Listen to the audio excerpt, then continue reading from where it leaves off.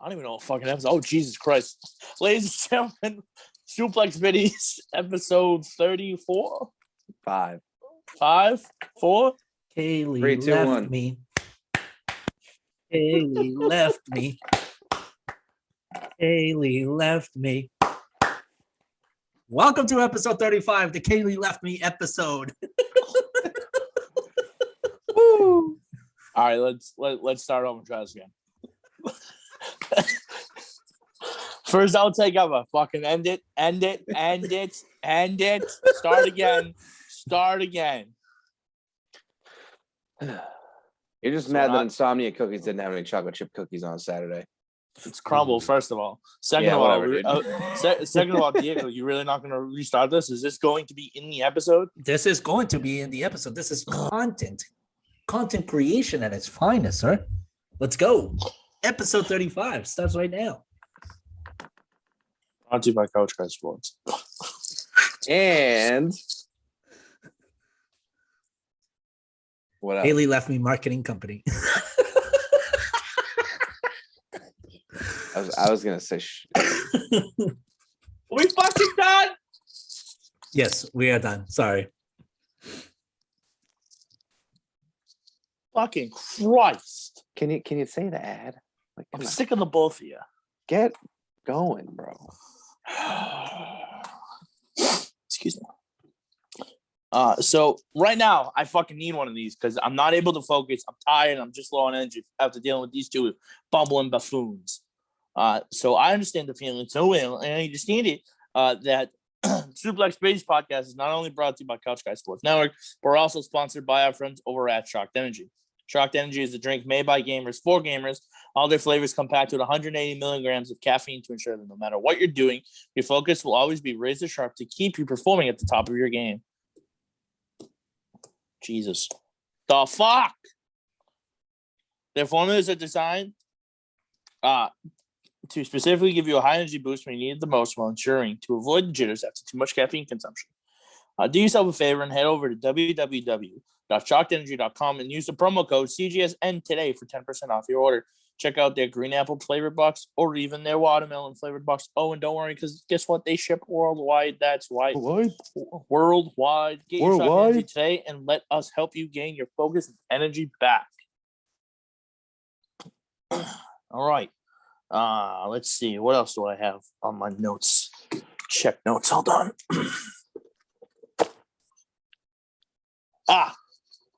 So again, podcast brought to you by the Couch Guy Sports Network. Make sure you use the internet. How many times, Andrew? Once. One time. Use the internet one time. Go check out all the blogs, all the other podcasts on the network. Just too many to keep track of nowadays. But that being said, with me as always, Diego Galvez, Andrew Hunman. I almost just say Chris Jones. That's my name. Fellas, what's going on? Hey. Hello, sir. Hello. Kind of quiet week of wrestling, but we'll start off. It's Monday night. This is the time we record. We do this every Monday night now. Edge is back on Monday Night Raw.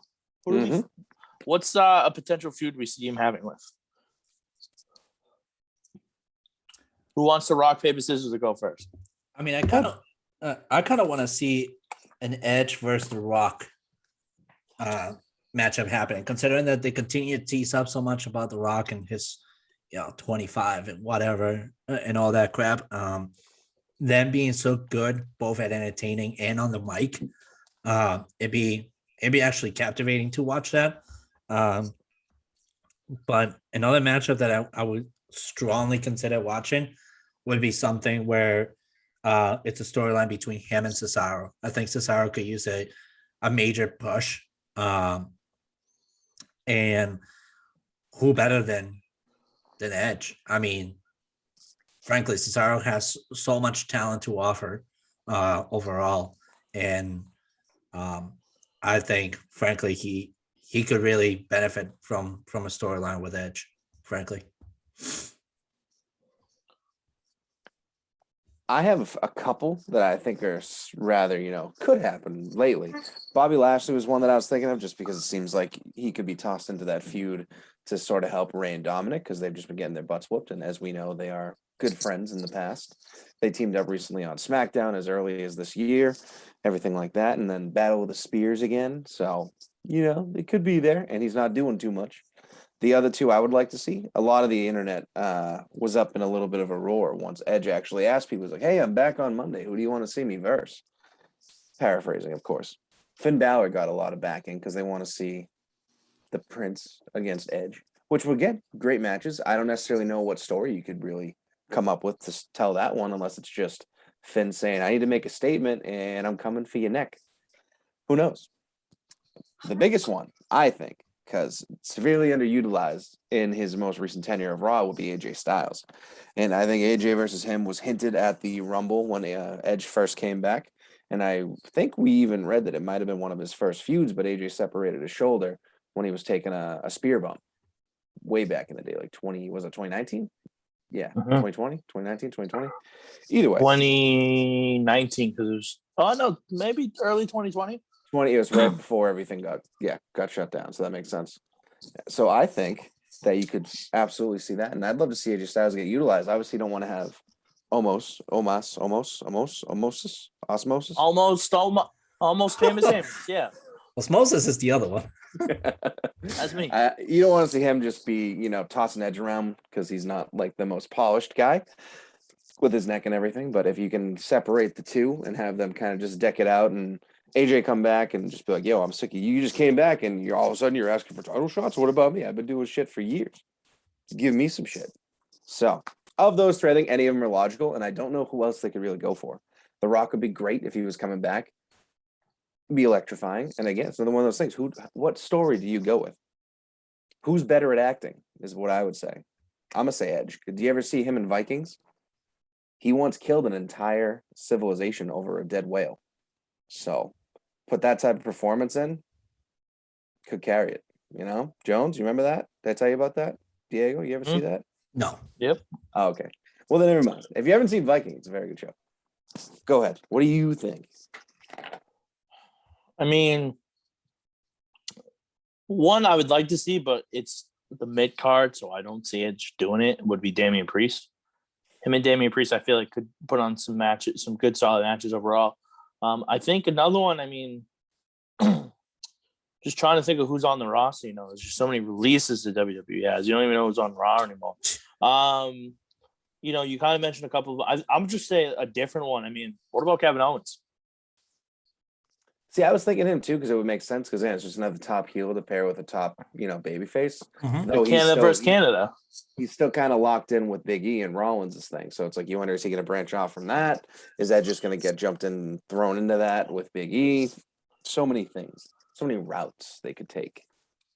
I mean, I think realistically it's going to be either AJ or Finn. But I mean, if we're talking out of the box, I would say Kevin Owens would be the most out of the box thing that we could discuss at the moment. Cool. What's your worst case scenario for his first feud back? Randy Orton. Yep, that's exactly what I was thinking. When in doubt, whenever it's the worst or anything, it's Randy Orton. Love the man, but can't be no 15-time world champion. Please don't do that. Not in my house. Imagine if he wins the Royal Rumble again. Oh my God. No. Don't. This is how I know you're deteriorating. It could happen, man. Who else is going to fucking do it? Unless they decide they want to make a couple more stars. When in doubt, Randy Orton. Mm-hmm. All right. What about SmackDown was kind of interesting last week. Obviously, Brock Lesnar's coming back. This coming week. Samy Zayn's the new number one contender, kind of. I think I don't really know what the storyline is going to be for that, but what are thoughts on Samy doing it finally? I'm happy to see it. I mean, I hope he gets at least a match to show his ability because he hasn't had entirely that many world title opportunities, and we all know he's rumored to be on his way out. The way they ended SmackDown, they're seemingly starting to build Hardy up again to try to make him look at as a top top name, which has been nice. After we talked about that after Survivor Series, him being the final guy alive on Team SmackDown, getting the responses he was getting from the fans. So you could see him feud with Roman maybe going into day one or whatever's next. Sami Zayn winning was cool. It was just one of those underhanded tactics. People forgot he was in the match, or they wanted you to think they forgot he was in the match. And then the second he was in the ring celebrating, you could see them cut to the back with Roman, the Usos, and Paul Heyman all already sort of mocking him. So, they're going to take him lightly. So you can't imagine he's going to get squashed. Maybe you get a little face turn for Sami on his way out the door. Maybe he's re-signed. Maybe this is their little thing like, hey, we could do stuff like this with you if you come back for the next 3 years. But this is what usually happens. You get a world title feud close to your release. And depending on what you do, if you sign a new contract or you don't sign a new contract, then it's going to depend on your performance. So we'll see what they do with them. I mean, was I the only one that thought that Brock Lesnar was just going to come out and just fucking wreck him? Yeah. Still might. I mean, it could still very well happen. Yeah. Yeah. I mean, they said Lesnar's back on this week's SmackDown, right? Bought a ticket or suspension was over, whatever they've changed it to a bunch of different times now. You could have Sami Zayn come out and talk about how he's getting laughed at and no one's taking him seriously. This whole free agency with Brock is just so overdone. I'm just like, put a gun down my throat and just put a bullet through Jesus every Christ, throat, please. At this point, I want to eat dinner, but damn, bro. It's so overdone, though. It's overkill at this point. I mean, I can see that. I mean, if it's gonna give me one of those Brock Lesnar promos where he's gonna tell me he doesn't give a shit about Sami Zayn or his life or his kids, man, I don't give a shit about your kids, Heath. Wait, but wasn't the person that was about his kids the other loser? What? Yeah, he's so. Thank you. He's so irrelevant. I could care less for him. Yeah, he's still got kids though. He's just in TNA now or Impact. Yeah, call it. He's got kids. I wonder if it's the same storyline in TNA then. Similar, actually. Him and Rhino were a tag team recently. Again? Yeah, just like they pay him. The fact that Rhino can even stand up on his own 2 feet still is fucking it's pretty impressive, man. He's been doing it for a long time. That man beats. That's a big dude. Big meaty man slapping me. All right. So we had Roman, we had that. Diego, any chance Brock Lesnar costs Roman his title and Sami Zayn wins the championship? Not even if you paid me $1 million to come up with that idea. There's a small glimmer of hope in my head that says, well, do yourself a favor and use that small glimmer of hope on something else. Okay. Bye. Now, Diego, you were talking off the earlier on before the show started about this report that you saw about potential Roman Reigns leaving WWE. Yeah, so a report came out, I think, during the weekend. It was modified again today. Actually, no, modified Saturday. In regards to the potential of Roman Reigns leaving, it was reported by Sportskeeda. Shout out to Vatsal Rathod, that's the feature writer on the article. But it seems like there is a potential for seeing Roman Reigns leave and actually head over towards Hollywood, which would be basically following the footsteps of what Dwayne The Rock Johnson did. I mean, didn't he also criticize John Cena for doing that? Yeah. 2 years ago? Huh. This is why, like I've said it before. This is why, like I've said it before, it sucks and people don't acknowledge it. But even when John Cena comes back to WWE part-time, he does the shit better than Roman Reigns can full-time. Well, I don't know if that's true anymore, but it used to. I don't know, man. I don't know, man. Roman is even this previous sucky promo that he did with Roman, right, heading into SummerSlam, I believe. Even as sucky as it was far more eye-catching than whatever Roman had to say on the mic. Yeah, I mean, I don't think it was at least more like, oh wow, there's somebody actually talking spit to Roman Oh, that's He cool. just Cena can make anything just sound intense because he speaks with so much freaking passion and fire. Exactly. It's just these guys in WWE, they lack that so much, and it just shows everywhere. Mhm. Absolutely everywhere. Now, is this speculation or rumor brewing from when Roman said in an Yes. interview recently, you know, like, I don't know, whenever I'm done, which could be sooner rather than later, wink, wink. Well, so it's a speculation on both sides. The latest episode of SmackDown, where he's Yep. saying, you know, he's the top dog and he's everything, the backbone, basically, of WWE at this point, Mhm. which he is. In a way, he is. I'd agree with that. But the secondary part is that interview as well, where where he's thinking, you know, it could be just over at this point with the storyline, and what else am I going to do next? You know, what else better to do than head over to Hollywood to be part of, I think it's Hobbs and Shaw, the sequel for Fast and Furious, where He was the first one, yes, that would make sense. yeah, where there's a sequel going on in Samoa, which obviously would make sense for him and The Rock to be part of that whole scenery. So Yeah. I don't think that would happen for a while. I mean, I feel like he's still got at least another. I would One would agree. think another year or so, and like if he had this run like as the champion for another year, even two, who knows if he could even get it to go that long. If he just stepped away after that, I would not be surprised based on his health and how everything's been going in the world, everything like that. One huge, gigantic, monumental title reign, and then maybe he's just like, that's it, can't top it, I'm done. So who knows? I I hope mean, not. I hope not. I mean, if that's the case, and Roman leaves, hold on, I need to find the keys because I'm giving it to my boy, fucking Seth freaking Rollins. If that's the case, push that motherfucker to the moon. If that's the case, fuck Roman Reigns. It's all about Seth Rollins, baby. Let's go.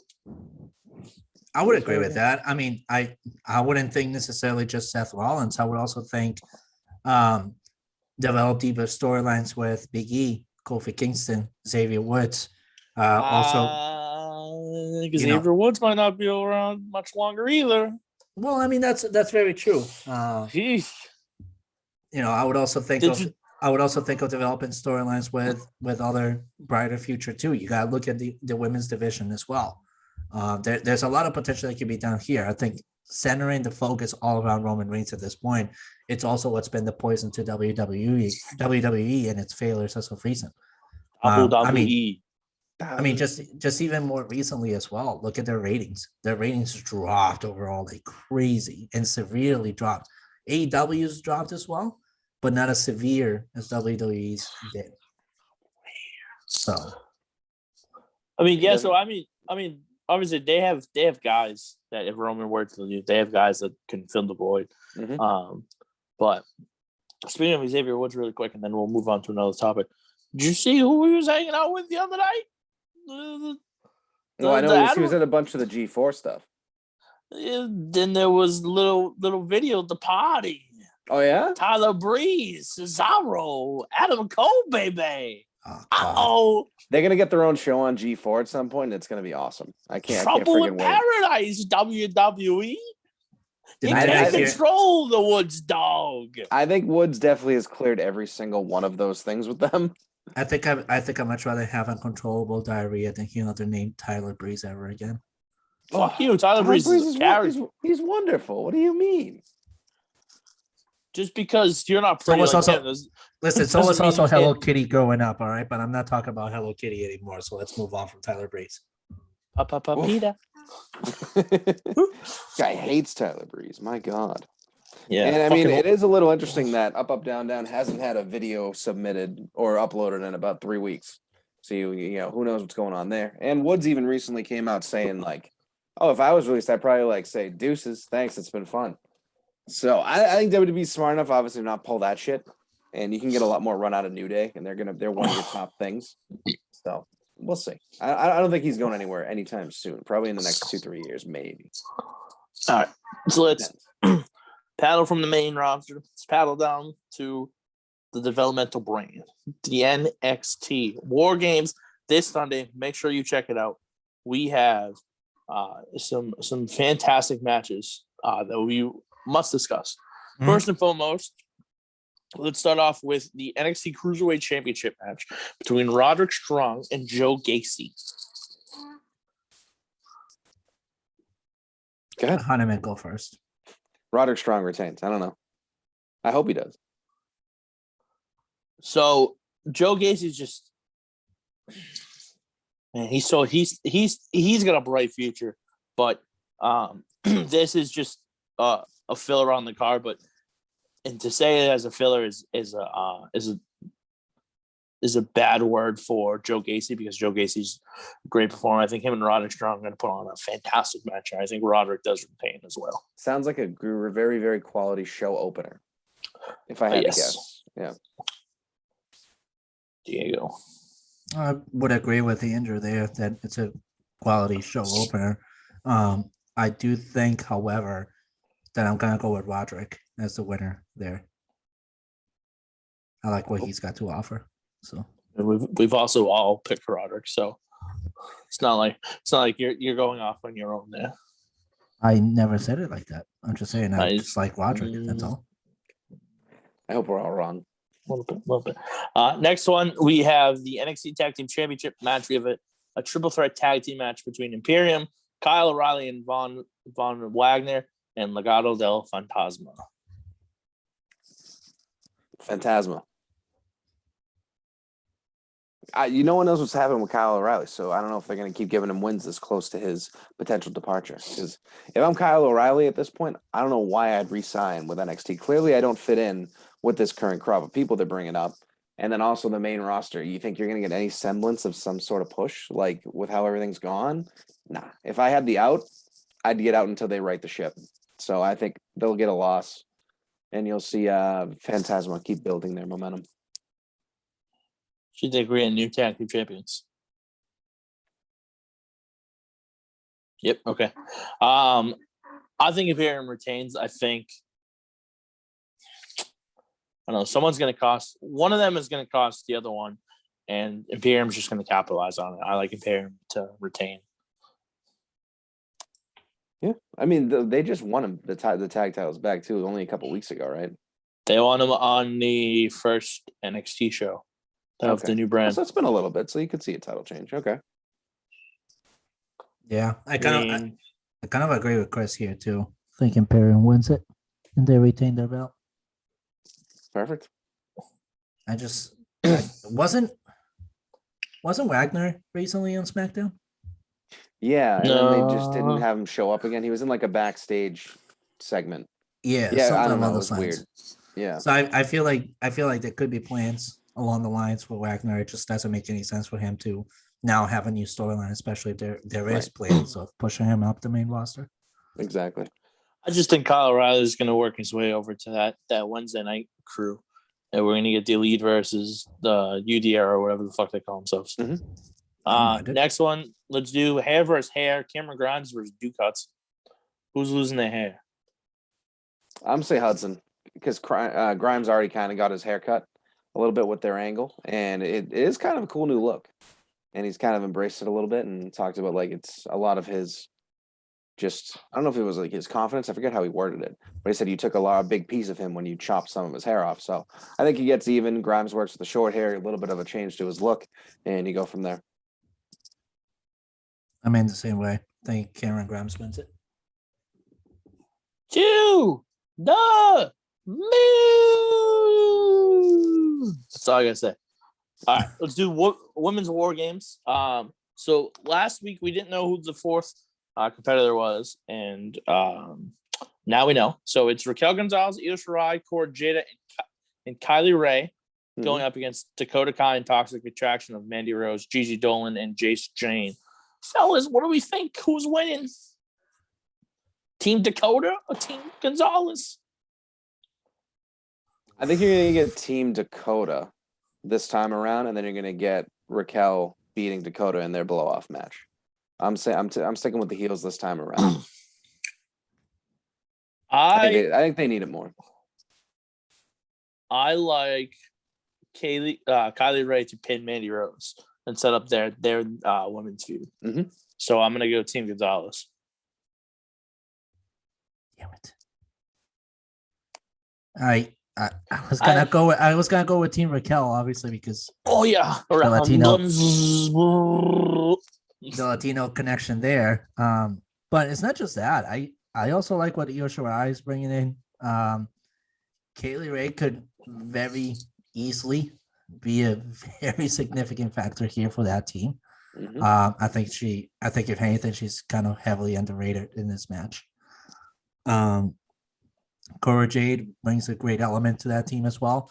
Not to discount anything that Dakota and her team bring, but it's just Raquel's team is really stacked up in a very good way. So You also got to think too. Toxic Attraction, Tat. Everything on their side is like would just be WWE like to have them lose the pay per view. Yeah. All right, men's war games. We knew it was coming. We didn't know what it was yet, but a little bit different than what I expected originally. But it's kind of the same concept. The veterans of NXT going up against the up and comers. With Tommaso Ciampa leading the charge with Gargano, Pete Dunne, and LA Knight. It's going to be weird seeing Ciampa and Gargano competing together as a team in a sense versus the likes of Braun Baker, Carmelo Hayes, Grayson Waller, and Tony D'Angelo. So what do we think? The veterans win? Ow. Or do the up and comers have it? I just stubbed my toe and it hurts so bad and I'm going to piss myself. Your toe if you're sitting down? Yep. Wow. Don't ask. Who's winning men's war games? Who's under the desk?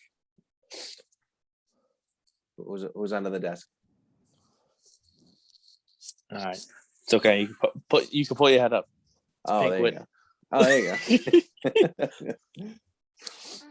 I'm gonna go with the new stars from NXT.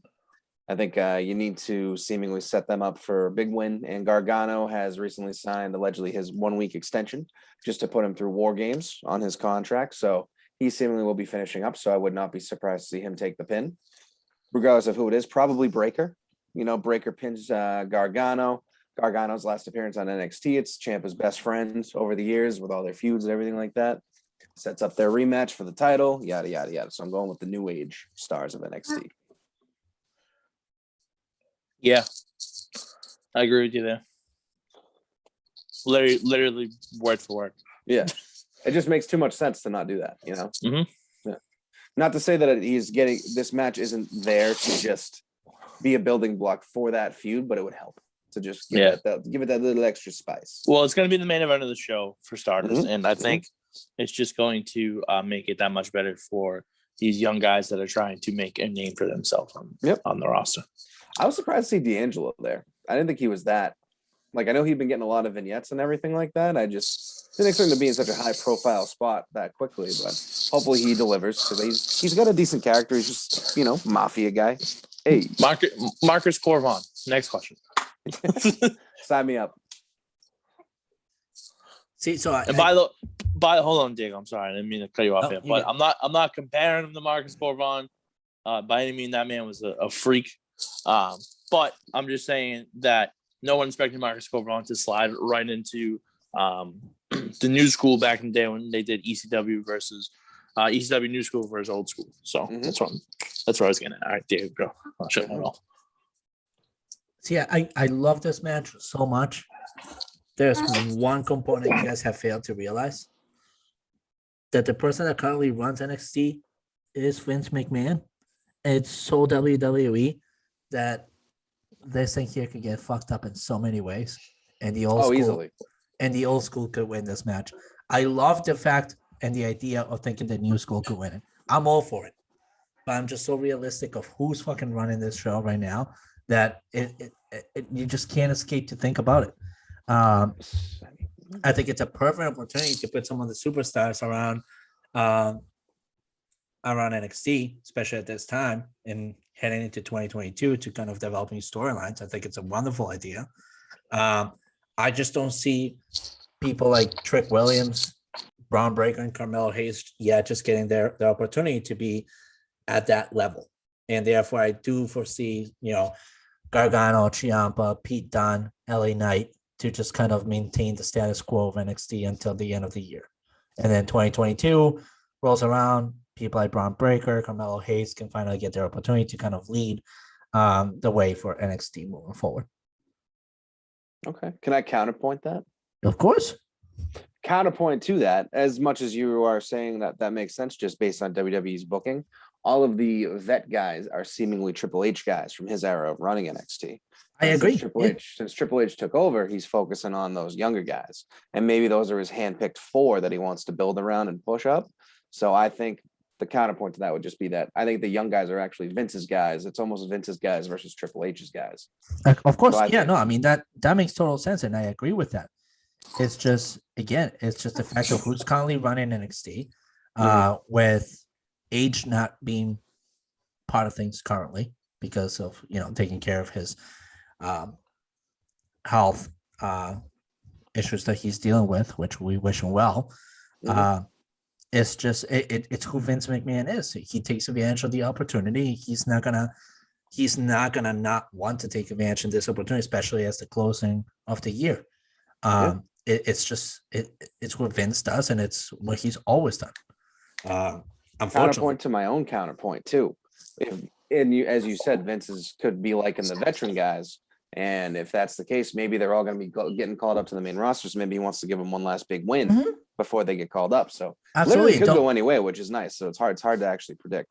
I mean, don't think for a second here that people like Johnny Gargano and Tommaso Ciampa aren't ready to go to the main roster. They're already proven enough what they can do in NXT. It's time for them to go somewhere like Raw or SmackDown, somebody that can really use them. Somebody like Ciampa fits the role perfectly in Raw, where he could be an enemy for somebody like, Kevin Owens. Hell, even we could even see a small storyline with Edge and Ciampa going at it. That would be fantastic. He's such a good heel. It'd be that's a great booking to have because Ciampa, again, it's that great of a heel. But again, it's just it's so Vince McMahon to fuck up at the last thing of the year, and this is why I see that team winning it. Yeah, I like it. I'm actually excited for it. I want to see the match. Good job. Fuck. Welcome.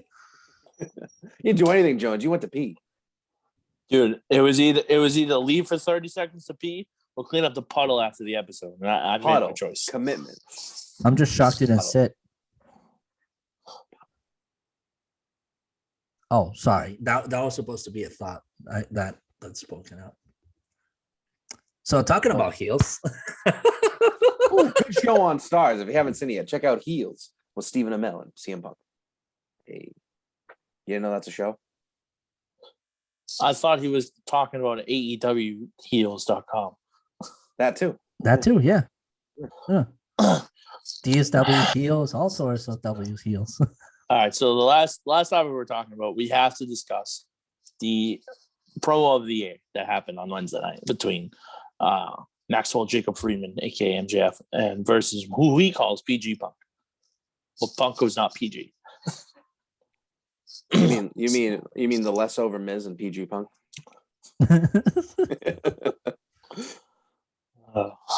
Whether it's the "You Can't See Me" man or the King of Kings playing second fiddle, it's just such a good promo.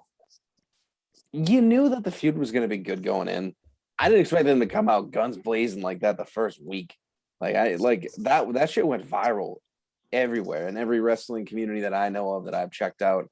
There was just cutting clips. Each insult had its own thread, and it was getting almost thousands of likes and upvotes and all that stuff. So it was nice to see, and Punk and MJF can deliver when they inevitably end up fighting, which is seemingly will be at Full Gear probably in February, whenever that decides to be.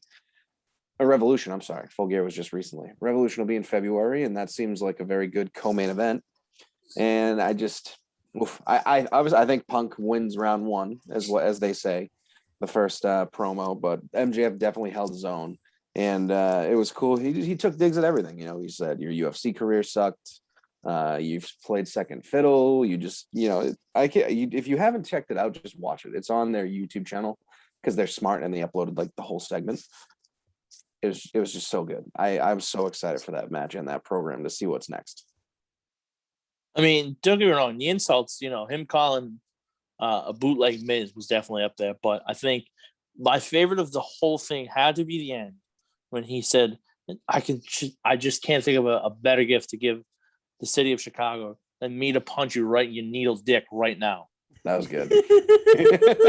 I never thought I'd hear needle dick on network television. I'm so glad we did. Yeah. I'm so glad we did.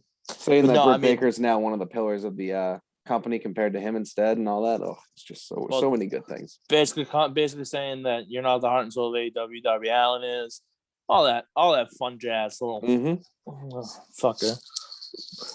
No, I mean, if you haven't checked it out yet, go on their YouTube channel. Use Reddit.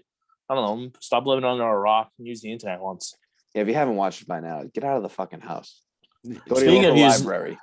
Speaking of using the internet once, make sure you use the internet once again to go check out Get couchguysports.com. your merch Yeah, and things. yeah. Go check out our other sponsor, exogun.com. 10% off. Use the code CGS10. Massage at a moment's notice. The trail. You ever walk on the trail and need a massage? Exogun. Shocked Energy, shockedenergy.com. Again, CGSN, 10% off. Watermelon, green apple, fantastic. Watermelon's really good. Doesn't give you the jitters. Yep. Clean you right out. And also countrysports.com again. Do yourself a favor. Use the internet one time. Go check out couchguysports.com. And if you're not following us on Twitter, make sure you guys are following us on Twitter at Suplex Biddies. Also, make sure you're following Diego at Diego_the DJ, Honeyman at Andrew Honeybuns, and myself at CJones1212. Episode 35 in the books. We started off hot, we ended hot. And we will see you guys next week for episode 36. And Honeyman, who's fucking with us? Hey, we're back.